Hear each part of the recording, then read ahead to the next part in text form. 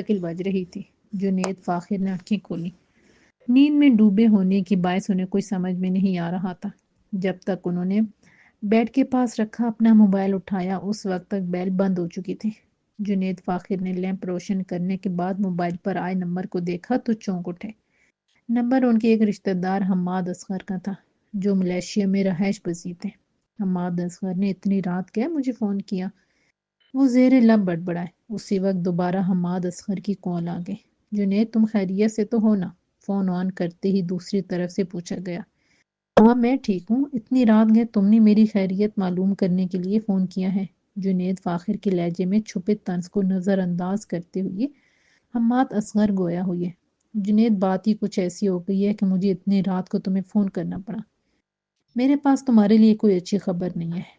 نائم نے خودکشی کی کوشش کی ہے۔ اس وقت وہ ہاسپٹل میں موت و حیات کی کشمکش میں مبتلا ہے۔ جنید فاخر یہ سنتے ہی سکتے کسی کیفیت سے دوچار ہو گئے۔ ہیلو جنید، تم ٹھیک تو ہو نا؟ پلیز کچھ تو بولو۔ حماد یہ کیسے ہوا؟ مجھے یقین نہیں آ رہا کہ نائم جیسا ہوش مند لڑکا جس پر مجھے فخر تھا۔ جنید فاخر کی آواز رون گئی۔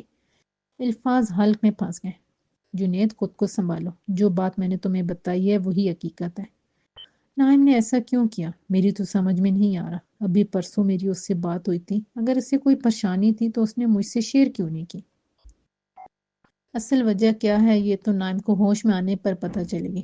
پولیس انویسٹیگیشن کر رہی ہے، تم فوری طور پر یہاں پہنچو۔ مجھے یہاں پہنچنے میں کچھ وقت تو لگے گا۔ تم نائم کا خیال رکھنا، میرے بیٹے کو کچھ نہیں ہونا چاہیے۔ جنید فاخر کی آواز پر آ گئی۔ حوصلہ رکھو جنید، خدا سے اپنی بیٹی کی سلامتی کی دعائیں مانگو۔ اوکے میں تمہارا منتظر ہوں۔ دوسری طرف سے کال ڈسکنیکٹ ہو گئی تھی۔ آئینی اعصاب کے مالک جنید فاخر حواس باختگی کے عالم میں اپنے دوست کا نمبر ملانے لگے۔ انیلا ڈائننگ ٹیبل پر بیٹھی ناشتے میں مصروف تھی۔ سیل فون کے بیل بجنے پر انہوں نے نظریں دوڑائیں۔ اسکرین پر جنید فاخر کا نام دیکھ کر انہوں نے ٹشو سے ہاتھ صاف کیے اور موبائل آن کیا۔ نائم کی طرف سے وہ کسی بری خبر کی منتظر تھی، مگر ان کی امیدوں پر پانی پھر گیا تھا۔ نائم کی طبیعت کیسی ہے؟ اپنے لہجے میں مٹھاس سموتے ہوئے وہ شور سے پوچھنے لگی۔ اب حالت قدرے بہتر ہے، خدا کا شکر ہے، خطرہ ٹل گیا، ورنہ نائم نے کوئی کسر نہیں چھوڑی تھی۔ انیلا میں نے تمہیں یہ اطلاع دینے کے لیے فون کیا ہے کہ سیٹرڈے کی فلائٹ سے نائم پاکستان آ رہے ہیں۔ تاہم نائم کا کمرہ سیٹ کروا دینا۔ جی بہتر، وہ دھیمے لہجے میں بولی۔ کچھ دیر بعد انہوں نے گفتگو کا اختتام کیا تو پاس بیٹھی سمرا جو جان چکی تھی کہ اس کے ڈیڈ نائم کے ساتھ آ رہے ہیں، اپنی ماما سے مخاطب ہوئی۔ ماما آپ کچھ پریشان لگ رہی ہیں۔ پریشان تو میں ہوں، مجھے پوری امید تھی کہ نائم اب یہاں نہیں آئے گا۔ ایجوکیشن مکمل کرتے ہی وہ وہیں یا کسی اور ملک میں سیٹل ہو جائے گا جیسا کہ اس کا ارادہ تھا، مگر اب تو وہ یہیں آ رہا ہے۔ جنید تو یہی چاہیں گے کہ ان کا کاروبار بیٹا سنبھالیں۔ ڈیڈی کی خواہش پوری ہو گئی، اس کا یہ مطلب نہیں ہے کہ ان کی ہر خواہش پوری ہو۔ شائق جیسے بندے سے میری شادی کر کے انہوں نے مجھ پر جو ظلم کیا ہے اس کے لیے میں انہیں کبھی معاف نہیں کروں گی۔ سمرا کا لہجہ تلخ بھرا تھا۔ سوئٹ ہارٹ، اچھا بھلا تو ہے شائق، تم نے اسے دل سے قبول نہیں کیا، تبھی تمہاری اس سے انڈرسٹینڈنگ نہیں ہو رہی۔ مجھے دیکھو، کم عمری میں تمہارے ڈیڈ سے میری شادی ہوئی، میں نے بخوشی اس تعلق کو نبھایا اور اب تک نبھا رہی ہوں۔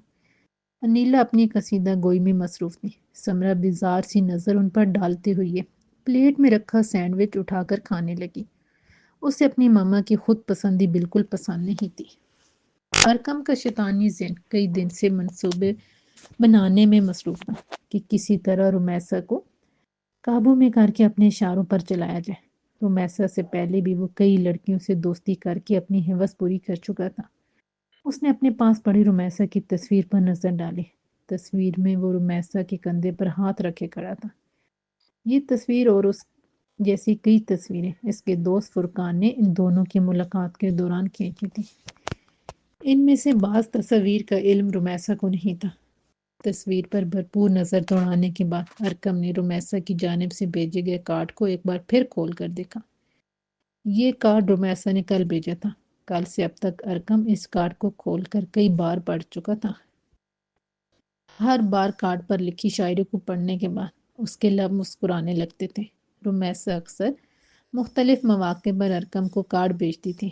کل بھی اس نے ارکم کو تھینکس کا کارڈ بھیجا تھا۔ کارڈ پر لکھی شاعری کو دوبارہ پڑھنے پر مسکراہٹ ارکم کے لبوں پر کھلنے لگی اور فوراً ہی اس نے رمیسا کو فون کر ڈالا۔ ہیلو، تم نے کیا فیصلہ کیا؟ کون سا فیصلہ؟ آنکھیں ملتی ہوئی رمیسا نے پوچھا۔ اسے شدید نیند آ رہی تھی۔ زیادہ ایکٹنگ کی ضرورت نہیں، میں فارم ہاؤس جانے کے بارے میں پوچھ رہا ہوں۔ وہ ایک دم تلخ ہو گیا۔ ہاں تو میں نہیں جا سکتی، اتنی دیر تک گھر سے بہانہ بنا کر میں باہر نہیں رہ سکتی۔ پھر وہی بہانے، میرے دوست اپنی گرل فرینڈز کے ساتھ ہوں گے اور میں تنہا۔ تم خود سوچو مجھے کیسا لگ رہا ہوگا۔ تمہیں اتنا تنہائی کا احساس ستا رہا ہے تو کسی اور لڑکی کو اپنے ساتھ لے جاؤ۔ میرے سامنے تو تم ہر وقت شو آف کرتے رہے ہو کہ تم پر بے شمار لڑکیاں مرتی ہیں۔ شٹ اپ، میں نے تمہیں فضول طنز سننے کے لیے کال نہیں کی۔ بس تمہیں میرے ساتھ جانا ہے۔ جانا تو بہت دور کی بات، میں نے تو طے کر لیا ہے کہ تم سے اس وقت تک نہیں ملوں گی جب تک میرے اور تمہارے درمیان کوئی باضابطہ رشتہ قائم نہیں ہو جاتا۔ کب سے تم مجھے بے وقوف بنا رہے ہو کہ تمہاری ماما رشتہ لے کر آنے والی ہیں۔ میں نے اس بابت عریشہ سے معلوم کیا تو اس نے یہی کہا کہ یہ تمہاری پسند پر ہے کہ تم شادی کے لیے کس لڑکی کا انتخاب کرتے ہو۔ پھر یہ تمہارے ڈرامے بازی۔ تم مڈل کلاس لڑکیوں کو سوائے ایک بات کے رٹ لگانے کا کوئی اور بات نہیں سوچتی۔ شادی بھی ہو جائے گی، ابھی انجوائے کرنے کا وقت ہے۔ تم ہو کے ٹینشن دے رہی ہو۔ ارکم نے بڑی مشکل سے اپنے اندر امڑتے غصے کو دبایا۔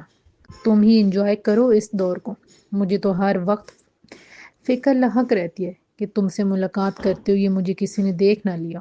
میرے ابو کا حلقہ احباب خاصا وسیع ہے، وہ تو شکر ہے کسی جاننے والے نے ابھی تک مجھے تم سے ملتے ہوئے نہیں دیکھا۔ اچھا یہ بتاؤ، تمہیں میں نے جو کارڈ بھیجا تھا پسند آیا؟ رمیسا نے گفتگو کا رخ موڑا۔ بہت پسند آیا، خاص طور پر اس پر لکھی شاعری۔ ویسے تم مجھے کارڈ زبردست بھیجتی ہو۔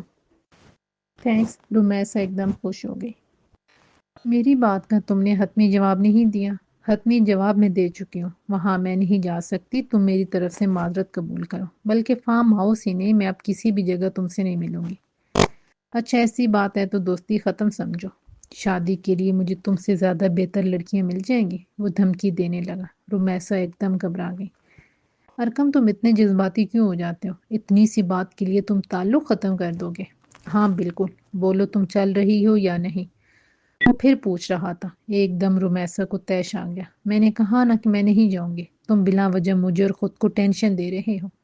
ارکم میری بات غور سے سن لو، میں بالکل سنجیدگی سے کہہ رہی ہوں۔ میں اس وقت تک تم سے نہیں ملوں گی جب تک تم اپنی ماما کو میرے گھر نہیں بھیجتے۔ رمیسا کا لہجہ اٹل تھا۔ ارکم جو اتنی دیر سے رمیسا انکار سن کر اسے راضی کرنے کے جتن کر رہا تھا، ایک دم آؤٹ ہو گیا۔ غصے کے عالم میں اس نے دھمکی دی۔ ٹھیک ہے، میں بھی دیکھتا ہوں تم کیسے میری بات نہیں مانتی۔ میں تمہیں بدنام کر کے رکھ دوں گا، تم کسی کو منہ دکھانے کے قابل نہیں رہو گی۔ اس کی لہجے کی سختی دیکھ کر رمیسا اندر سے لرز گئی۔ اپنی کیفیت کو چھپاتے ہوئے اس نے ٹھوس لہجے میں پوچھا، میں نے ایسا کیا کیا ہے؟ تم مجھے دھمکی کس بات کی دے رہے ہو؟ تم تو بہت شریف لڑکی ہو، تمہاری شرافت کی جھلک دکھاتا ہوں۔ میں تمہاری کچھ تصاویر اور ویڈیو بھیج رہا ہوں، ان کو دیکھ کر تمہیں اندازہ ہو جائے گا کہ تم کتنی معصوم ہو۔ ایک بات کان کھول کر سن لو، اگر تم میرے اشارے پر نہ چلی تو میں یہ تمام تصاویر اور ویڈیوز نیٹ پر ڈاؤن لوڈ کر دوں گا، پھر تم اپنی صفائی گھر والوں کو دیتی رہنا۔ ہیلو ہیلو، تم؟ رمیسا شدید گھبرا گئی تھی۔ گھبراہٹ کے عالم میں الفاظ اس کے حلق میں پھنس گئے تھے، دماغ بھی کام نہیں کر رہا تھا۔ ارکم کی دھمکی کام کر گئی تھی، وہ فون کاٹ چکا تھا۔ رمیسا ساکت بیٹھی تھی۔ ارکم اتنا گرا ہوا انسان ہے، رمیسا کو اندازہ نہ تھا۔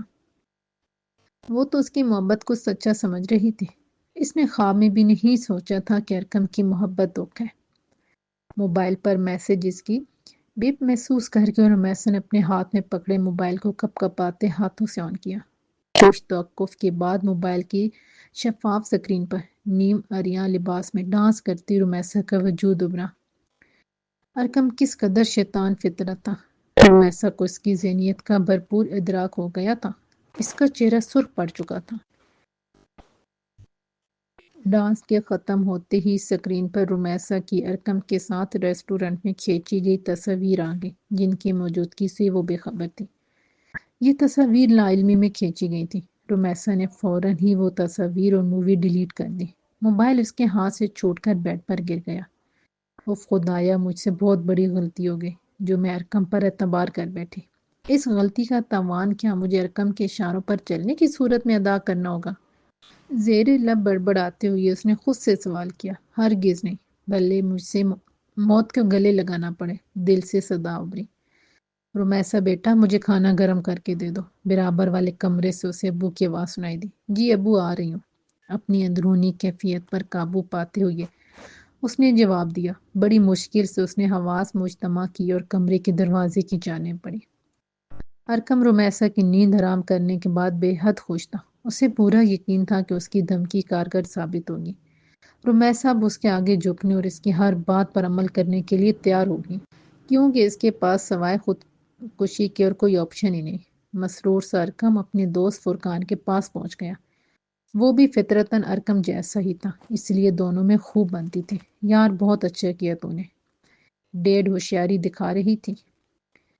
وہ لڑکی اب دیکھنا کیسے لائن پر آتی ہے۔ ویسے تیری ذہانت کی داد دینا پڑے گی۔ بڑے چلاکی سے تو لڑکیوں کو پھنسا لیتا ہے۔ ارکم کے کارنامے کو جاننے کے بعد فرقان نے سرا۔ اس کے ہاتھ میں رومیسا کی ایڈٹ کی ہوئی تصویر تھی۔ بس دیکھتا جا میں کیسے اسے اپنے اشاروں پر نچاؤں گا۔ میرا بھی کچھ خیال کر لینا، آخر دوست ہوں تمہارا۔ یہ لڑکی بڑی زبردست ہے، اس کا حسن مجھے بے خود کر رہا ہے۔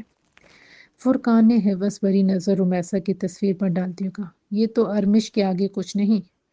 کون ارمش؟ فرقان نے اشتیاق بھرے لہجے میں پوچھا۔ وہی لڑکی جس سے میری پارک میں نئی نئی فرینڈ شپ ہوئی ہے۔ میں تو اس کی بے تکلفی پر حیران رہ گیا۔ ارکم کی نظروں کے سامنے ارمش کا دلکش سراپا گھوم گیا۔ مجھے بھی ملانا اس سے، ہو سکتا ہے مجھ سے ملنے کے بعد وہ تجھ سے فرینڈ شپ ختم کر دے۔ اپنی بات مکمل کر کے وہ بہودہ ہانس سانس دیا۔ پھر اس نے سوچا، یہ بتاؤ کیا پینا پسند کرو گے؟ ڈنر کا ٹائم ہے، میں ڈنر کرنا پسند کروں گا۔ ارکم نے بے تکلفی سے کہا۔ اوکے چلو اٹھو، کسی اچھے سے ریسٹورنٹ میں چل کر فاسٹ فوڈ کھاتے ہیں، وہ بھی تمہاری طرف سے۔ ارکم نے جملہ پھینکا۔ ٹھیک ہے یار، میری طرف سے کھا لینا، میں اس معاملے میں کھلے دل کا ہوں۔ وہ ارکم کو کندھے سے پکڑ کر اٹھاتی ہوئے بولا۔ دونوں دوست سرمستی کی کیفیت میں گھر سے باہر نکل پڑے۔ فرقان کے ساتھ ڈنر کرنے کے بعد وہ خاصی دیر سے گھر لوٹا تو نشے کے عالم میں تھا۔ بدک وہ اپنے بیڈ روم پر پہنچا اور بستر پر گرتی گہری نیند سو گیا۔ خوشگوار خوابوں کو دیکھتے ہوئے ایک تواتر کے ساتھ ہوئی دستک کی تیز آواز سے ارکم کی آنکھ کھلی۔ اس نے بمشکل سر اٹھایا تو اتفاقاً اس کی نظر وال کلاک پر پڑی۔ دن کا 1:30 بج رہا تھا۔ اس کے دماغ پر خمار چھایا ہوا تھا۔ بمشکل اس نے پوچھا، کیا مسئلہ ہے؟ کون ہے؟ مس الیاس۔ میں الیاس، آپ کو نیچے بیگم صاحبہ بلا رہی ہیں۔ وہ کہہ رہی ہیں کہ آپ نے ناشتہ بھی نہیں کیا، وہ لنچ پر آپ کا انتظار کر رہی ہیں۔ کل وقتی ملازم الیاس نے اپنی آواز کو قدرے اونچا کر کے پیغام پہنچایا۔ ارکم کے دماغ پر رات فرقان کے ساتھ کی گئی میں نوشی کا اثر چھایا ہوا تھا۔ فرقان کے منع کرنے کے باوجود وہ کچھ زیادہ پی گیا تھا۔ ناگوار لہجے میں وہ چلایا، دفع ہو جاؤ یہاں سے، مجھے ابھی نیند آ رہی ہے، جب اٹھوں گا تبھی کچھ کھا پی لوں گا۔ ماما سے کہہ دو میرے لیے پریشان ہونے کی ضرورت نہیں۔ ارکم نے تکیہ اٹھا کر منہ پر رکھا اور دوبارہ سو گیا۔ دوپہر 3 بجے اس کی آنکھ پھر کھل گئی۔ چندیائی ہوئی آنکھوں سے وال کلاک پر نظر ڈالتے ہوئے وہ نرم و گداغ بستر سے اٹھا۔ بے اختیار اس کا ذہن ارمش کی طرف گھوم گیا۔ اس کے لبوں پر مسکراہٹ دوڑ گئی۔ اپنی وارڈروب سے لباس منتخب کرتے ہوئے وہ زیر لب بڑبڑایا، آج تو ڈریسنگ ایسی ہونی چاہیے کہ ارمش امپریس ہو جائے۔ مسکراتے ہوئے اس نے بہترین لباس منتخب کیا اور واش روم میں گھس گیا۔ کپڑے تبدیل کرنے کے بعد جب وہ ڈائننگ روم میں پہنچا تو 4 بجنے میں چند منٹ باقی تھے۔ اس کی کرسی پر بیٹھتے ہی مستعد ملازم سر جھکا کر اس کے حکم کا منتظر کھڑا تھا۔ صاحب آپ کے لیے کھانا لاؤں؟ ملازم نے پوچھا۔ ایسا کرو پہلے میرے لیے جوس لے آؤ پھر کھانا لے آنا۔ اس کا حکم پاتے ہی ملازم تعمیل کو لپکا۔ ارکم نے ٹیبل پر رکھا موبائل اٹھایا اور میسیجز پڑھنے لگا۔ رات کے 11 بج رہے تھے۔ صبح سے مستقل بارش ہو رہی تھی۔ تھوڑی تھوڑی دیر بعد ہونے والے بادلوں کی گرج چمک نے عجیب سے سما باندھ دیا تھا۔ گیلی مٹی کی سوندھی خوشبو۔ نائم پچھلے 1 گھنٹے سے اپنے وجود کے اندر اتارتے ہوئے اپنے اندر کی گھٹن کو کم کرنے کی ناکام کوشش میں مصروف تھا۔ آکاش کی وسعتوں کو اتنی دیر کھوجنے پر بھی نائم کو کوئی ستارہ نظر نہیں آیا تھا۔ اس کو نیل کنگن ایسا دکھائی دے رہا تھا جس میں امید کے دیے معدوم ہو چکے ہوں۔ بجلی کی زوردار کڑک کے ساتھ خدا کی رحمت نے مزید تیزی پکڑی۔ نائم، بس بھی کرو، اندر آ جاؤ، کب سے بارش میں کھڑے بھیگ رہے ہو؟ جنید فاخر جو ابھی گھر لوٹے تھے لون میں بھیگتے نائم کو دیکھ کر بولے، جی ڈیڈ جا رہا ہوں۔ نائم جو اپنے آپ میں کھویا ہوا تھا انہیں اپنے پاس موجود پا کر سٹ پٹا گیا۔ کیا ضرورت تھی تمہیں بارش میں بھیگنے کی؟ جب سے تم پاکستان آئے ہو مسلسل بیمار ہو، بخار اترے 2 دن نہیں گزرے تم لگے بھیگنے۔ وہ متفکر سے کھڑے نائم کو بغور دیکھ رہے تھے جو پس مردہ اور اداس دکھائی دے رہا تھا۔ نائم کے کندھے پر ہاتھ رکھتے ہوئے وہ اس سے اندر کی جانب بڑھ گئے۔ اپنے بیڈ روم میں آتے ہی نائم نے کپڑے چینج کیے اور گیلے بالوں کو تولیے سے خشک کرنے کے بعد وہ بستر پر ڈھیر ہو گیا۔ رات آہستہ آہستہ بیت رہی تھی۔ نائم کے دل میں عجیب سی گھٹن باری تھی۔ جنید فاخر دروازہ نوک کرتے ہوئے اس کے بیڈ روم میں داخل ہوئے۔ نائم انہیں دیکھتے ہی اٹھ بیٹھا۔ ڈیڈ، آپ اس وقت یہاں؟ آپ کو آرام کرنا چاہیے تھا۔ نائم کی بات سن کر وہ دھیمے سے مسکرا دیے۔ تم ڈپریشن کی کیفیت میں ہو، تم اس حالت میں دیکھ کر بھلا میں سکون سے سو سکتا ہوں؟ میں کئی بار تمہیں سمجھا چکا ہوں، اب بھی یہی کہوں گا کہ زندگی قیمتی شے ہے، اسے کسی سراب کے پیچھے بھاگتے ہوئے کھونا نہیں چاہیے۔ تمہاری احمقانہ حرکت کی وجہ سے تمہیں یونیورسٹی سے نکال دیا گیا ہے۔ بہتر ہوگا تم ماضی کی تلخ باتوں کو فراموش کر کے خود کو مصروف رکھنے کی کوشش کرو۔ تم میری فیکٹری جوائن کر لو۔ نہیں ڈیڈ، نائم نے نفی میں سر ہلایا۔ میں ابھی پڑھنا چاہتا ہوں، ملیشیا نہ صحیح میں کسی اور ملک میں اپلائی کروں گا۔ میں باہر سیٹل ہونا چاہتا ہوں، مگر میں یہ رسک نہیں لینا چاہتا۔ میں تمہیں بیرون ملک صرف اس صورت میں بھیجوں گا جب تم شادی کر لو گے۔ زباری اچھی لڑکی ہے، میں سمجھتا ہوں تم اس سے شادی کر لینی چاہیے۔ ڈیڈ، فی الحال میں شادی نہیں کرنا چاہتا، اور زباریہ سے تو قطعاً نہیں۔ جنید فاخر نائم کا انکار سن کر کچھ توقف کے بعد گویا، تم زباریہ سے محض اس وجہ سے شادی سے انکار کر رہے ہو کہ وہ انیلا کی بھانجی ہیں؟ آپ یہی سمجھ لیں۔ فی الحال آپ مجھے بیرون ملک جانے نہیں دیں گے، اس بات کا مجھے اندازہ ہو گیا ہے۔ آپ فکر مند نہ ہو، میں یہی اپنے لیے کوئی مصروفیات تلاش کر لوں گا۔ اوکے، اب تم آرام کرو، زیادہ دیر تک رات کو مت جاگنا، ڈاکٹر نے تمہیں منع کیا ہے۔ نائم نے ان کی بات سن کر اس بات میں سر ہلا دیا۔ جنید فاخر نائم کے کمرے سے نکلے تو متفکر تھے۔ جب سے اس نے خودکشی کی کوشش کی تھی انہیں یہ فکر لاحق ہو گئی تھی کہ کہیں وہ ڈپریشن کے عالم میں دوبارہ یہ حرکت نہ کر بیٹھے۔ اس لیے وہ چاہ رہے تھے کہ وہ جلد از جلد شادی کر لے، زباریہ سے نہ صحیح کسی اور لڑکی سے۔ ڈائننگ ٹیبل پر نائم، جنید فاخر اور انیلا اور سمرہ ڈنر کرنے میں مصروف تھے کہ جنید فاخر سمرہ سے مخاطب ہوئے۔ کل سے نائم میرے ساتھ فیکٹری جایا کرے گا، تمہیں اب فیکٹری کو فل ٹائم دینے کی ضرورت نہیں ہے۔ بہتر ہوگا تم فیکٹری میں سارا دن گزارنے کی بجائے اپنے گھر کو ٹائم دو۔ ڈیڈ، جب شائق کو میرے فل ٹائم گھر سے باہر رہنے پر کوئی اعتراض نہیں ہے تو آپ کیوں اس بات کی ٹینشن لے رہے ہیں؟ آپ کو تو خوش ہونا چاہیے کہ آپ کی بیٹی آپ کے کاروبار کو کامیابی سے وسعت دے رہی ہے۔ بچپن سے میری خواہش تھی کہ میں بزنس وومن بنوں۔ سمرہ نے جیسی بات مکمل کی، نائم نے فوراً کہا، تم اپنا شوق پورا کرو، مجھے ویسے بھی فیکٹری جوائن کرنے میں کوئی انٹرسٹ نہیں ہے۔ یہ تو ڈیڈ نے اپنے طور پر فیصلہ کیا ہے کہ مجھے ان کے بزنس کو جوائن کر لینا چاہیے۔ اسی وقت انیلا نے سمرہ کے پیر پر پیر رکھا تو سمرہ کو اپنی ماما کا سکھایا ہوا سبق یاد آ گیا۔ وہ ہچکچاتے ہوئے جنید فاخر سے بولی، ڈیڈ، فیکٹری میں نائم بھائی کا کتنا شیئر ہے؟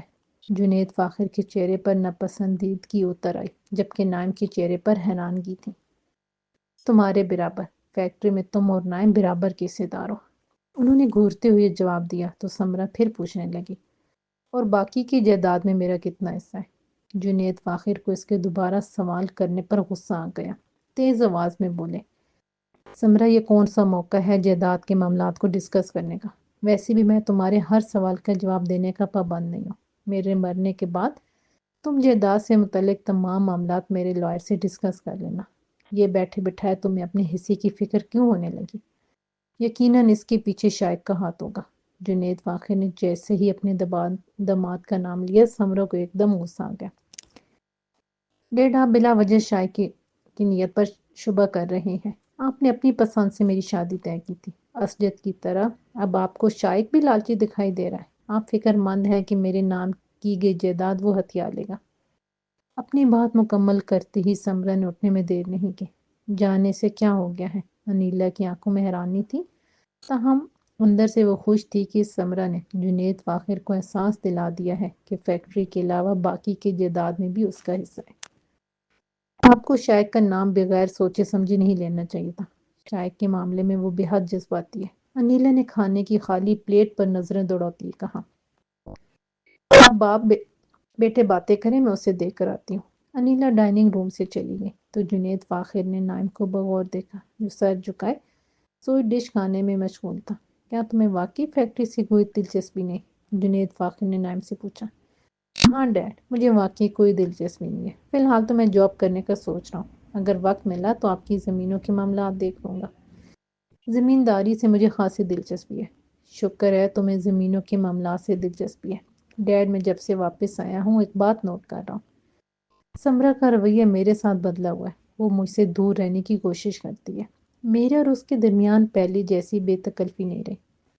گزرے ہوئے سالوں نے میرے اور اس کے درمیان دوریاں پیدا کر دی ہیں۔ ایسا کچھ نہیں ہے بیٹا، گزرتے وقت کے ساتھ انسان کی شخصیت تبدیل ہو جاتی ہے۔ یہی سمرا کے ساتھ ہوا ہے۔ وہ پہلی جیسی شوخ و چنچل نہیں رہی، خاصی سنجیدہ ہو گئی ہے۔ جنید فاخر نے بات بنائی، حالانکہ وہ جانتے تھے کہ سمرا کے بدلتے رویے کی ذمہ دار انیلا ہے۔ انیلا نے سمرا کے دل میں نائم کے خلاف نفرت کا بیج بویا ہے۔ سبرینا انٹرویو کے لیے مقررہ جگہ پہنچ چکی تھی۔ عمارت پر سرسری نظر ڈالتے ہوئے داخلی دروازے پر موجود گارڈ کو اپنی آمد کا مقصد بتا کر وہ ریسیپشن کی جانب بڑھ گئی، جہاں ایک پرکشش لڑکی ٹیلی فون پر مصروف گفتگو تھی۔ جی فرمائے۔ وہ فون ہاتھ میں لیے اس سے مخاطب ہوئی۔ میں جاب کے سلسلے میں انٹرویو دینے آئی ہوں۔ اوکے، آپ تشریف رکھیں۔ بہت سے امیدوار اس اسامی کے لیے انٹرویو کے منتظر ہیں۔ آپ بھی انتظار کی زحمت کریں۔ سبرینا قریبی صوفے پر بیٹھ گئی۔ تقریباً 1 گھنٹے انتظار کے بعد سبرینا کو جنرل منیجر کے روم میں بھیج دیا گیا۔ وہ ایک سادہ مگر پروقار کمرہ تھا۔ شیشے کی میز کے عقب میں جنرل منیجر بیٹھا تھا۔ اس کے دائیں بائیں سٹاف کے 2 آدمی موجود تھے۔ میں کم ان سر؟ سبرینا نے اپنی اندرونی گھبراہٹ پر قابو پاتے ہوئے بظاہر پراعتماد لہجے میں پوچھا۔ جنرل منیجر زبیر بخش نے سبرینا کا سر سے پاؤں تک جائزہ لے کر اس بات میں سر ہلاتے ہوئے کہا، آئیں بیٹھیں۔ Thank you. سبرینا مقابل رکھی کرسی پر بیٹھ گئی۔ اپنی پرسنل فائل اس نے آگے بڑھائی۔ زبیر بخش نے ایک نگاہ فائل پر ڈالتے ہوئے اپنے دائیں طرف بیٹھے شخص کی جانب بڑھا دی۔ سبرینا دل میں ان دعاؤں کا ورد جاری رکھے ہوئے تھے جو امی نے اسے پڑھنے کے لیے بتائی تھی۔ سبرینا، آپ یہاں کیوں کام کرنا چاہتی ہیں؟ سبرینا اس غیر متوقع سوال پر گڑبڑا سی گئی، مگر فوراً ہی اس نے اپنی گھبراہٹ پر قابو پا لیا۔ سر، اس اداروں کو میری ضرورت ہے، اسی لیے۔ آپ کو ضرورت نہیں ہے جاب کی؟ وہ جنرل منیجر کے اس سوال پر اپنے چہرے پر حتی الامکان سکون طاری کیے رہی۔ جی بالکل مجھے ضرورت ہے۔ میں نے آپ کی فائل اسٹڈی کر لی ہے۔ آپ کا ایکسپیرینس ٹیچنگ کا ہے، نہ کہ اس پوسٹ کا۔ آپ کو پرابلم تو ہوگی کام کرنے میں۔ جنرل منیجر کے دائیں جانب بیٹھے قاسم بیگ نے گفتگو میں پہلی بار حصہ لیا۔ جی سر، یہ تو ہے، پھر بھی زیادہ ٹائم نہیں لوں گی اس کام کو ہینڈل کرنے میں۔ انسان میں لگن ہو تو کسی کام کو کرنے کی تو اسے بآسانی سیکھ سکتا ہے۔ میں خود کو اس پوسٹ کی اہل سمجھتی ہوں، تبھی انٹرویو دینے آئی ہوں۔ آپ مجھے موقع دیں گے تو میں بھرپور کوشش کروں گی کہ آپ کے اعتماد پر پورا اتروں، وہ پورا اعتماد لہجے میں بولی۔ مگر یہ پوسٹ تو خاصی اہم ہے، آپ اس بارے میں کیا کہیں گی؟ جی سر، پوسٹ تو اہم ہے، مگر انسان کسی کام کو کرنے کا ارادہ کر لے تو ناممکن کام بھی ممکن ہو جاتا ہے۔ سبرینا نے عزم سے بھرپور لہجے میں جواب دیا۔ آپ کا اکیڈمک ریکارڈ تو شاندار ہے۔ آپ اپنی سی وی ریسیپشن پر جمع کرا دیں، ہمیں اس جاب کے لیے آپ کی ضرورت ہوئی تو مطلع کر دیں گے۔ آپ کی کچھ ڈیمانڈ ہے تو بتا دیں۔ آپ سیلری کیا لیں گے؟ جنرل منیجر کے اس سوال کے جواب میں سبرینا سوچ میں پڑ گئی کہ اسے کتنی رقم کی ڈیمانڈ کرنی چاہیے۔ اسے کچھ آئیڈیا نہیں تھا، پھر بھی وہ 50,000 کی ڈیمانڈ کرتے ہوئے وہاں سے اٹھ گئی۔ نائم کو ملٹی نیشنل کمپنی میں جاب جوائن کیے مہینہ پورا ہونے کو تھا۔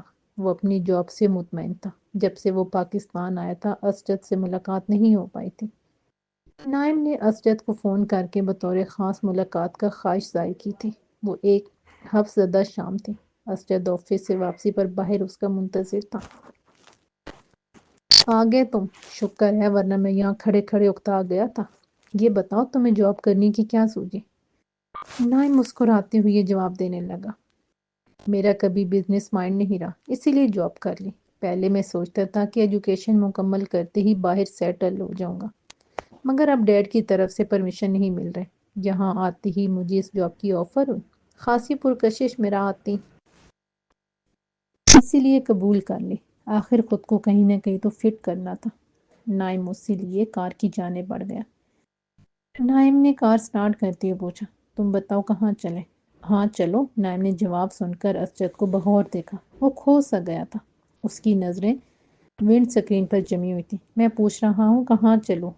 نائم نے سوال دہرایا۔ سمندر پر چلو، مجھے بہت گھٹن محسوس ہو رہی ہے۔ نائم نے کار سٹارٹ کر کے سی وی او جانے والے راستے کی جانب موڑ دی۔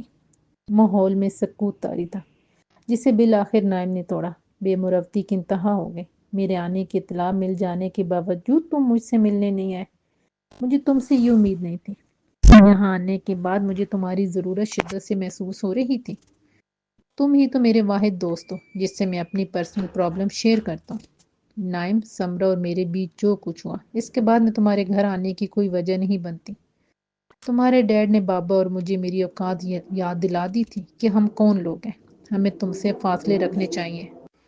دوستی کا رشتہ جس کی بدولت میری آج تم سے ملاقات ہو رہی ہے، یہ محض تمہاری وجہ سے قائم ہے، کیونکہ تم اپنے ڈیڈ کی طرح نہیں ہو۔ اسجد کا لہجہ تلخی سے بھرپور تھا۔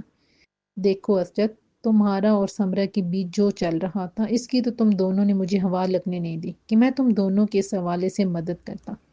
مجھے تو اس کا علم ہی اس وقت ہوا جب میں شادی میں شرکت کے لیے پاکستان آیا تھا۔ مجھے تو یہ بھی پتہ نہیں کہ ڈیڈ نے تمہارے بابا کو ملازمت سے کیوں نکالا۔ تم بلا وجہ اپنی پوزیشن کلیئر کر رہے ہو۔ میں نے کب تمہیں قصوروار ٹھہرایا ہے؟ اب اس چیپٹر کو کلوز کر دو، اسجد نے جھلاتے ہوئے کہا۔ نائم حیران تھا، کیونکہ بدمزاجی اسجد کی شخصیت کا خاصا نام تھی۔ وہ بہت تحمل والا اور بردبار انسان تھا۔ ماحول میں دوبارہ گمگیر خاموشی چھا گئی۔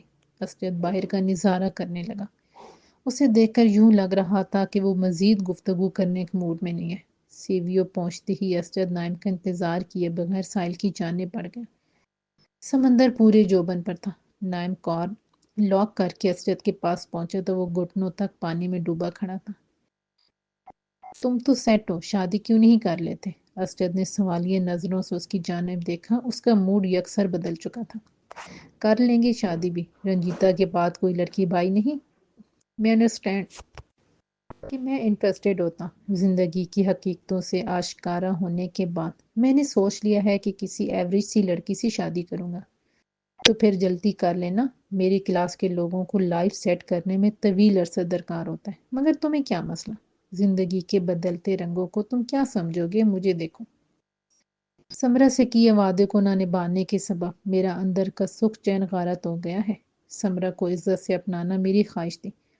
خدا جانتا ہے کہ میرے دل میں ذرا برابر بھی اس خواہش کے پیچھے دولت کی لالچ نہیں تھی۔ تمہارے ڈیڈ نے اس بات کا علم ہونے پر میرے بابا کو نہ صرف یہ کہ اپنی فیکٹری سے نکال دیا، بلکہ انہیں یہ دھمکی بھی دی کہ اگر میں پیچھے نہیں ہٹا تو میرا قصہ تمام کر دیں گے۔ میرے بابا اتنے خوفزدہ ہوئے کہ انہوں نے مجھ سے کہا کہ اگر میں نے سمرہ کو شادی سے منع نہیں کیا تو وہ خود کو ختم کر لیں گے۔ مجبوراً میں اپنی محبت سے دستبردار ہو گیا۔ وہ نائم کا ہاتھ تھامے آگے بڑھنے لگا۔ کیا مرنے کا ارادہ ہے؟ پانی نائم کی کمر تک آ گیا تو وہ ایک دم پیچھے ہٹنے لگا۔ کیا مرنے کا ارادہ ہے؟ زندگی میں کس کے لیے جئیں؟ ایک دم اسجد کی شکل پر پسمردگی چھا گئی تھی۔ اپنے اندر کی فرسٹریشن کو چھپانے میں وہ ناکام ہو گیا تھا۔ زندگی کسی ایک شخص سے نہیں جڑی ہوتی۔ یہ اتنی حقیر نہیں کہ اس کی ناقدری کرتے ہوئے اسے ضائع کی جائے۔ ہمارے لیے کیا چیز بہتر ہے اور کس وقت بہتر ہے، یہ خدا ہی جانتا ہے۔ اسجد نے اس بات میں سر ہلا دیا۔ موجوں کے درمیان وہ دونوں ٹہلتے ہوئے باتیں کرنے لگے۔ کچھ دیر قبل کی جانے والی گفتگو کو وہ بھول چکے تھے۔ ارکم ارمش سے ملاقات کے لیے گھر سے نکلا تو پیدل ہی پارک کی طرف چل دیا۔ 5 بجنے میں ابھی کچھ دیر باقی تھی۔ گرمی کے باعث گلی میں سناٹا تھا۔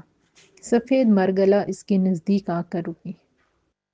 کار کا شیشہ اتارتے ہوئے ایک 26-27 سالہ نوجوان نے سر نکالتے ہوئے ایک کاغذ اس کی جانب بڑھایا۔ ایکسکیوز می، آپ ذرا یہ ایڈریس سمجھا دیں گے؟ ارکم ہاتھ میں کاغذ تھامتے ہوئے اس سے ایڈریس سمجھانے لگا۔ ایک دم کار کا پچھلا دروازہ کھولا اور بیک سیٹ پر بیٹھے دونوں نوجوان اترے۔ انہوں نے ارکم پر ریوالور تان لیا۔ شرافت سے ہمارے ساتھ بیٹھ جاؤ ورنہ تمہاری کھوپڑی اڑا دیں گے۔ ارکم غیر متوقع صورتحال پر گھبرا گیا۔ ان نوجوانوں میں سے ایک نے ریوالور کی زد میں لیتے ہوئے اسے کار میں دھکیلا اور ریوالور اس کی کمر سے لگا دیا۔ اس کے بیٹھتے ہی کار چل پڑی۔ آگے کیا ہونے والا ہے اس سے ارکم بے خبر تھا۔ بڑی چلاکی سے ان تین لڑکوں نے اسے یرغمال بنا لیا تھا۔ تم لوگ چاہتے کیا ہو؟ بمشکل اس کی حلق سے آواز نکلی۔ فی الحال بولتی بند رکھو، ان میں سے ایک نے کرخت آواز میں دھمکاتے ہوئے اس کی جیب سے موبائل نکال کر سم توڑ ڈالی۔ ارکم کو شدید غصہ آ رہا تھا مگر خاموش رہنے میں عافیت تھی۔ کار کا رخ مضافات کی جانب ہو گیا تو ارکم کا یقین 100% پختہ ہو گیا کہ اسے اغوا کیا جا رہا ہے، لیکن وہ بے بس تھا۔ شام کا اندھیرا پھیلنے لگا تھا۔ 2 گھنٹے کا سفر طے کرنے کے بعد کار ایک سنسان سڑک پر رک گئی۔ اترو، اس کے ساتھ بیٹھے نوجوان نے ریوالور اس کے کندھے پر ٹھوکتے ہوئے کہا۔ اترتا ہوں۔ وہ بے حد سہما ہوا تھا۔ دل کی دھڑکن بے قابو ہو رہی تھی۔ سنو، خاموشی سے ہماری ہدایت پر عمل کرو ورنہ جان سے جاؤ گے۔ اس کے نزدیک موجود نوجوان نے ہدایت کی۔ وہ چاروں سنسان راستے پر چلتے ہوئے سڑک سے کافی آگے نکل کر رک گئے تھے۔ وہ نوجوان جو کار ڈرائیو کر رہا تھا ارکم سے مخاطب ہوا۔ میں تو تمہیں بہت پہلے موت کے گھاٹے اتار دیتا، مگر میرے دوستوں نے مجھے ایسا کرنے سے روک دیا۔ میں نے تمہارا کیا بگاڑا ہے جو تم میری جان لینے کے در پہ ہو؟ میں تو تمہیں جانتا تک نہیں۔ خوف سے ارکم کی آواز لرز رہی تھی۔ جانتے نہیں ہو تو اب جان لو، میں رامین کا بھائی اسفند ہوں۔ کون رامین؟ میں کسی رامین کو نہیں جانتا، وہ مکر گیا۔ اچھا، رامین کو نہیں جانتے؟ اسفند کا غصہ ایک دم ابل پڑا۔ اس نے ارکم کے بازو کو پکڑ کر ایک زوردار جھٹکا دیا۔ اس کی چیخ سناٹے میں گونجی۔ تمہیں غلط فہمی ہوئی ہے، تمہاری بہن کی موت سے میرا کوئی تعلق نہیں۔ تعلق تو ہے، میری بہن نے اپنی بربادی کے باعث خودکشی کی۔ اس کی بربادی کی ذمہ دار تم ہو۔ تم نے اسے اپنی حوث کا نشانہ بنایا تھا۔ بالکل جھوٹ، میرا تمہاری بہن سے کوئی تعلق نہیں تھا۔ ضرور اس کا کسی اور کے ساتھ ریلیشن رہا ہوگا۔ میں نے ارکم کی بات ادھوری رہ گئی۔ اسفند نے اسے گلے سے دبوچ لیا۔ ذلیل آدمی، تو کسی کی بہن کی عزت کو کیا سمجھے گا؟ دیکھ میں تیرا کیا حشر کرتا ہوں۔ اسفند نے ایک دم اپنے پاس کھڑے نوجوان کے ہاتھ سے پستول اپنے ہاتھ میں لیا۔ مجھے معاف کر دو، ارکم نے ہاتھ جوڑ لیے۔ میں آئندہ ایسی کوئی حرکت نہیں کروں گا، میں قسم کھاتا ہوں۔ واقعی تم آئندہ ایسی کوئی حرکت نہیں کر سکو گے، کیونکہ تم زندہ رہو گے تو گھناؤنی حرکتیں کرو گے۔ میں تمہیں اوپر پہنچانے کا ارادہ کر کے نکلا ہوں۔ تیار ہو جاؤ مرنے کے لیے۔ اسفند نے ریوالور کی نال کا رخ ارکم کی سینے کی طرف کر دیا۔ ارکم کی آنکھوں میں موت کے خوف کی دہشت تھی۔ وہ کچھ کہنا چاہتا تھا مگر الفاظ حلق میں پھنس گئے تھے۔ اسفند نے اسے نفرت سے گھورتے ہوئے ریوالور کا ٹریگر دبا دیا۔ سلنسر لگے ریوالور سے گولی نکلی اور ارکم کی سینے میں پیوست ہو گئی۔ اپوائنٹمنٹ لیٹر ہاتھ میں لیے سبرینا رومیسا کے کمرے میں پہنچی تو اسے شکل سے بیمار دکھائی دی۔ تمہاری طبیعت تو ٹھیک ہے؟ ملگجے کپڑے پہنے بیٹھی ہو، لگتا ہے آج بالوں میں برش بھی نہیں کیا۔ ٹھیک ہوں، مجھے کیا ہونا ہے، بس دل ہی نہیں چاہ رہا کہ کپڑے چینج کروں۔ تم اپنی سناؤ۔ رومیسا نے جذبات سے عاری لہجے میں جواب دیا۔ میں تمہیں خوشخبری سنانے آئی ہوں۔ مجھے بہت اچھی کمپنی میں جاب مل گئی ہے، سیلری بھی مناسب ہے، بلکہ میری توقع سے زیادہ ہے۔ بہت مبارک ہو۔ رومیسا کے چہرے پر پھیکی سی مسکراہٹ ٹوٹی۔ میں دیکھ رہی ہوں تم پریشان سی ہو، کیا مجھ سے اپنی پریشانی ڈسکس نہیں کرو گی؟ مجھ سے کیا چھپا رہی ہو؟ کیا چھپا رہی ہوں؟ چھپانے کی کوئی بات نہیں، صبح سے میرے سر میں درد تھا، اس لیے دل نہیں چاہ کہ اپنے حلیے پر دھیان دو۔ آنٹی تو بہت خوش ہوں گی کہ تمہیں اتنی اچھی جاب مل گئی ہے، ورنہ BCom پاس کو یہاں کون پوچھتا ہے۔ محترمہ، مجھے یہ جاب کمپیوٹر کورسز کی بنیاد پر ملی ہے۔ رہی بات امی کے خوش ہونے کی، وہ بھلا میری جاب سے کیا خوش ہوں گی؟ انہیں تو ہر وقت ایک ہی فکر لاحق رہتی ہے اور وہ ہے میری شادی کی۔ وقت بے وقت مجھے کال کرنے میں لگی رہتی ہیں۔ میں نے انہیں اپوائنٹمنٹ لیٹر دکھایا تو وہ پھر شادی کے موضوع کو چھیڑ بیٹھے۔ میں تو بہانہ بنا کر گھر سے چلی آئی۔ اپنی بات مکمل کرتے ہوئے سبرینا نے بغور رومیسا کو دیکھا جو غائب دماغی سے اپنے پیروں میں لگی کیوٹکس پر نظریں جمائے بیٹھی تھی۔ لگتا ہے تمہارے سر میں کچھ زیادہ ہی درد ہے، تم آرام کرو، میں چلتی ہوں۔ سبرینا کو اس کے پاس بیٹھنا فضول لگا تھا۔ اوکے، خدا حافظ۔ وہ اٹھ کر جانے لگی تو رمیسا نے اسے روکنے کے لیے نہیں کہا۔ رمیسا ذہنی طور پر خاصی ڈسٹرب تھی۔ پہلے وہ سوچ رہی تھی کہ اسے ارقم کے حوالے سے امی کو اعتماد میں لینا چاہیے، مگر اس کی جانب سے مزید کوئی کال نہ آنے پر اس نے اپنا ارادہ ملتوی کر دیا تھا۔ دل میں وہ ڈر رہی تھی کہ کہیں ارقم کی خاموشی کسی بڑے طوفان کا پیش خیم نہ ہو۔ ارقم کی موت کے کئی دن بعد پولیس کو جھاڑیوں سے اس کی مسخ شدہ لاش مل گئی تھی۔ لاش کی شناخت ہو جانے کے بعد اگلا مرحلہ پولیس کے لیے اس کی موت کا سبب معلوم کرنے کا تھا۔ ارقم کی موت پولیس سمیت اس کے گھر والوں کے لیے معمہ تھی۔ اسے اغوا کرنے کے بعد تاوان کا مطالبہ بھی نہیں کیا گیا تھا۔ آپ کی یا آپ کی بیٹے کی کسی سے ذاتی دشمنی یا کوئی تنازع تو نہیں تھا جس کو بنیاد بنا کر اسے قتل کیا گیا۔ پولیس انسپکٹر فرحات ارقم کے غم زدہ والد سے انویسٹیگیشن میں مصروف تھے۔ ان کے سوال کے جواب میں ارقم کے والد نے کہا، میری اور میرے بیٹے کی کسی سے دشمنی نہیں تھی۔ بہتر ہوگا کہ آپ اپنی تفتیش کرو کسی اور جانب موڑ دیں۔ میرے بیٹے کی موت کا غم میرے لیے ناقابل برداشت ہے۔ آپ نے اس معاملے میں ذرا بھی دیر کی تو یہ آپ کے حق میں بہتر نہیں ہوگا۔ میری پہنچ آج ہی تک ہے۔ سر، ہمیں اندازہ ہے کہ آپ اس وقت کس کیفیت سے گزر رہے ہیں۔ آپ اطمینان رکھیں، پولیس ارقم کے قاتلوں کو ڈھونڈ نکالے گی۔ مجرم کتنا ہی ہوشیار ہو، پولیس کی گرفت سے نہیں بچ سکتا۔ پولیس کے ہاتھ کوئی نہ کوئی ثبوت ضرور لگ جاتا ہے۔ بہت جلد مجرم آپ کے سامنے ہوگا۔ انسپکٹر فرحاد نے اپنی بات مکمل کی۔ ان کا ارادہ جلد از جلد اس کیس کو تکمیل پر پہنچانے کا تھا۔ نائم آفس میں بیٹھا ایسا منہمک تھا کہ وہ 10 منٹ پہلے مارکیٹنگ منیجر سے ہونے والی گفتگو کو بھول چکا تھا۔ میں آئی کم ان سر؟ اس کے کانوں میں رس گھولتی آواز اتری۔ مترنم آواز سن کر نائم کا انہماک ٹوٹا تو اسے ارد گرد بھینی بھینی خوشبو محسوس ہوئی۔ یس کم ان۔ نزاکت سے چلتی سبرینا فائل لیے ٹیبل کے پاس آ موجود ہوئی۔ سر، یہ پروجیکٹ آپ سے ڈسکس کرنا تھا۔ اس نے فائل کھول کر نائم کے سامنے رکھ دی۔ نائم نے کرسی کی جانب اشارہ کیا۔ پلیز آپ تشریف رکھیں۔ پڑھنے اور سائن کرنے میں کچھ وقت تو لگے گا۔ بات مکمل کرتے ہوئے نائم کی نگاہیں سبرینا کے چہرے پر مرکوز ہو کر رہ گئی۔ رنجیتا کے بعد وہ واحد لڑکی تھی جس کی شخصیت نے نائم کو متاثر کیا تھا۔ سبرینا بحیثیت مجموعی خوبصورت تھی۔ اس کی شخصیت میں ایسی مقناطیسیت تھی جو دیکھنے والے کو اپنی سیر میں جکڑ لیتی تھی۔ سبرینا نے نائم کو میویت سے دیکھتے پایا تو اس کی گنیری پلکیں جھک گئیں۔